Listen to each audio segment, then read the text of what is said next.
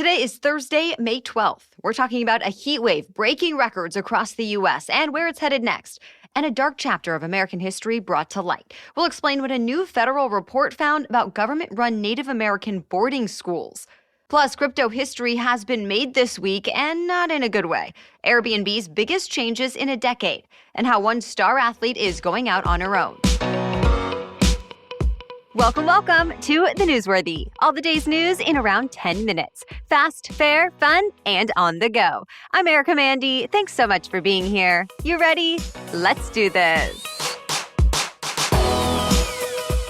Millions of Americans are still dealing with a record-breaking heat wave. Today, forecasters expect dozens of all-time temperature records to be broken. Already this week, the extreme heat has been pushing temperatures near or past 100 degrees from Texas to as far north as Missouri. And it's in the 90s all the way up to northern Michigan. And this means temperatures are anywhere from 15 to 25 degrees above average for this time of year along 2,000 miles of the central U.S. Today, the heat will be especially high in Texas cities like Dallas and Houston, along with Midwestern cities like Chicago and St. Louis. And the Weather Channel says, along with the heat comes summer-like humidity, so it'll feel even hotter. Next up, this heat wave moves east. Texas will continue getting unprecedented heat over the weekend, and parts of upstate New York and New England could also start to see record-high temps through Saturday. But it is expected to get cooler in the Midwest soon. Unfortunately, Americans broke another kind of record last year that no one wanted to reach. More Americans died of drug overdoses in 2021 than in any other year in recorded history. New federal data shows nearly 108,000 Americans overdosed and died. That's up 15% from just 1 year earlier, and 2020 was also a record-breaking year. To put these numbers into perspective, that means overdoses were responsible for more deaths last year than car crashes and guns combined. The powerful synthetic opioid fentanyl is now responsible for more overdose deaths than any other drug. Deaths from meth and cocaine also went up. So the big question is, why is this happening? Some health officials say a lot of it has to do with how widespread the fentanyl supply has become in the U.S. Apparently, the drug is especially attractive to cartels because it's made from cheap, easily sourced chemicals, and it can be easy to hide. But others say COVID-19 is likely at least somewhat to blame as well, since during the pandemic, a lot of people lost access to treatment and became more socially isolated. Public officials say they're trying to come up with solutions, but exactly how to fix the problem or even help it is still up for debate. A first-of-its-kind federal study uncovered some disturbing details about the treatment of Native Americans well into the 20th century. The research was specifically looking into more than 400 Native boarding schools. The federal government forced thousands of indigenous children to attend these schools between 1819 and 1969. They were meant as a way to try to integrate them into white society. The kids were given English names and were forbidden from speaking their languages or practicing their religious or cultural traditions. And now this new report shows many kids suffered terrible abuse in those schools. The report also found burial sites at more than 50 of the former schools because hundreds of children died there. This report is just the first step in a comprehensive review the Interior Department is working on. The department says it also wants to figure out how the boarding school system had lasting effects on American Indians, Alaskan Natives, and Native Hawaiians. Plus, the Interior Secretary says she plans to give living survivors of these boarding schools a chance to share their stories. To be continued. Well, the White House is hoping one new plan will be able to solve two huge problems: inflation and global food shortages. And it relies on American farmers.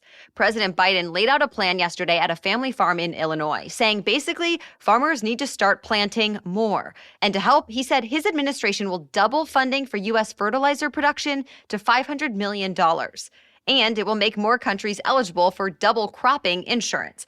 Double cropping is when farmers plant a second crop on the same land in the same year. So they might have a summer crop and a winter crop, for example.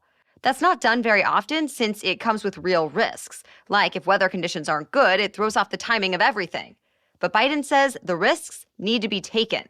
Well, some kind of solution is needed since the war in Ukraine has driven up the global prices of food staples like wheat, corn, barley, and cooking oil.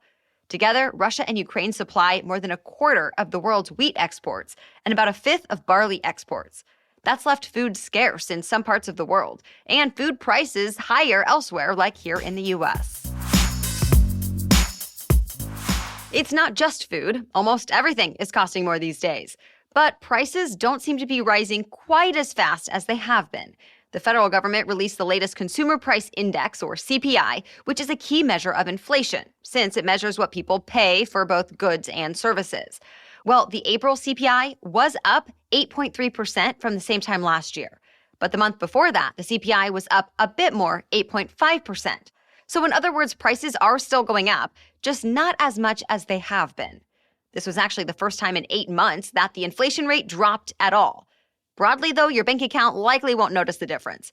The report shows, month over month, prices rose for groceries, as well as dining out, airline travel, new cars and trucks, housing, and more. All right, we have much more news still ahead, but first, let's take a quick break to thank our sponsor. Finding and booking a doctor who's right for you does not need to be a terrible experience. Will they take your insurance, understand your needs, or be available when you can see them? With ZocDoc, the answer can be a refreshingly pain-free yes. ZocDoc is a free app that shows you doctors who are patient-reviewed, take your insurance, and are available when you need them. I appreciate how easy it is to add my insurance information and then filter for things like specialty, availability, and more. You can even choose a time slot and whether you want to see the doctor in person or do a video visit right there on ZocDoc, and then just like that, you're booked. Find the doctor that is right for you and your insurance and book an appointment that works for your schedule. Every month, millions of people use ZocDoc, and when I need a new doctor, I go there too. Go to ZocDoc.com/newsworthy and download the ZocDoc app for free. Then start your search for a top-rated doctor today. Many are available within 24 hours. That's ZocDoc, ZocDoc.com/newsworthy. ZocDoc.com/newsworthy. Crypto history has been made this week. One of the most popular stablecoins collapsed. Stablecoins are a type of cryptocurrency that are supposed to be more, well, stable, less volatile. That's because they're tied to another asset. And in this case, the Terra USD aims to be worth $1 at all times. Well, this week, its value fell below 30 cents, a 70% drop in just 24 hours. It's gone up a bit again, but its sister token, called Luna, lost more than 90% of its value in 24 hours.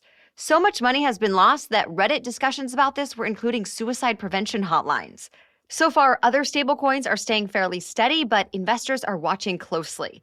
And some experts think this example of a so-called death spiral might mean more government regulation of the entire market. Stay tuned.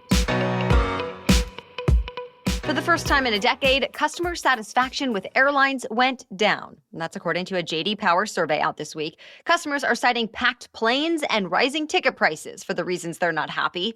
Now, even though traveler satisfaction is down a bit, it seems they still have their favorites. The J.D. Power survey found people chose JetBlue Airways as the best airline in the country for premium economy, business, and first class. Southwest Airlines got top marks for economy and basic economy flights. And speaking of Southwest, the airline says it is spending big, $2 billion, to upgrade the flying experience for its passengers. Southwest is promising faster internet service, power outlets at every seat on new planes, and larger overhead bins starting later this year. And one more note for travelers. Airbnb just announced what it calls its biggest change in a decade. It's a big redesign that lets users search for stays based on categories. So think camping, treehouse, surfing, or amazing views instead of just a specific city. Airbnb also unveiled something called split stays. It helps users split a longer stay between multiple places in the same area. And finally, there's a new insurance option for guests. It offers things like cancellation protection and a 24/7 safety line. Google showed off a lineup of new hardware and software updates at its developer conference this week. To list just a few of those highlights, Google showed 3 new Pixel smartphones, like a budget option coming out this summer for $450, along with 2 premium phones set to come out in the fall. Google also announced its first smartwatch for the fall. It will be compatible with Google Assistant, Google Maps, Google Wallet, and more. Plus, there will be plenty of activity tracking and fitness features since Google acquired Fitbit a few years ago. On top of all of that, Google announced updates to some of its most popular tools, like with Search. A new feature will help people tailor what ads they see as they surf the web. On Google Maps, people will soon be able to get a real-world view of certain cities with a 3D immersive feature. And Google Translate is adding 24 more languages, bringing the total to 133. Tennis champion Naomi Osaka is making history again, this time off the court.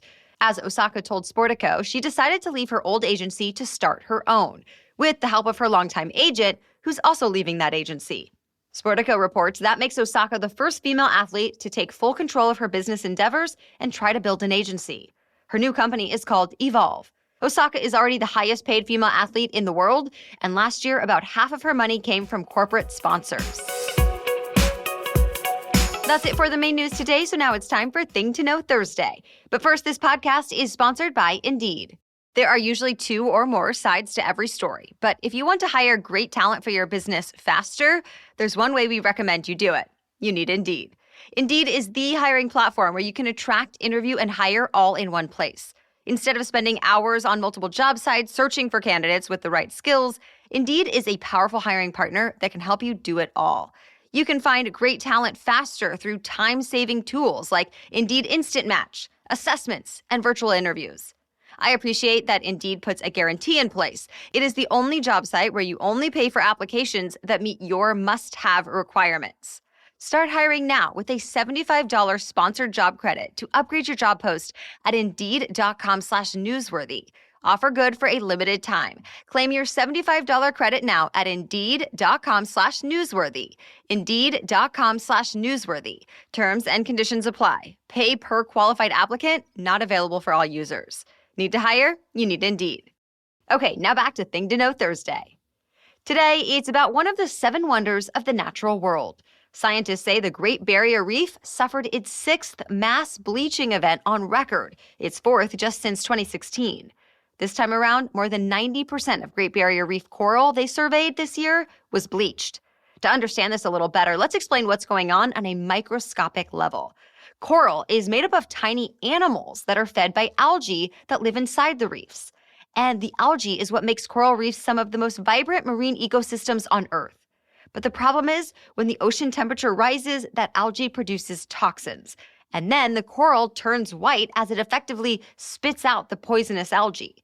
This is a big problem because if this lasts, the coral could die of starvation. This time around, though, scientists are hoping most of the coral will recover. At this point, the coral is still alive, but stressed. Now the scientists who did these surveys are calling on the Australian government to address the root cause of all of this, climate change.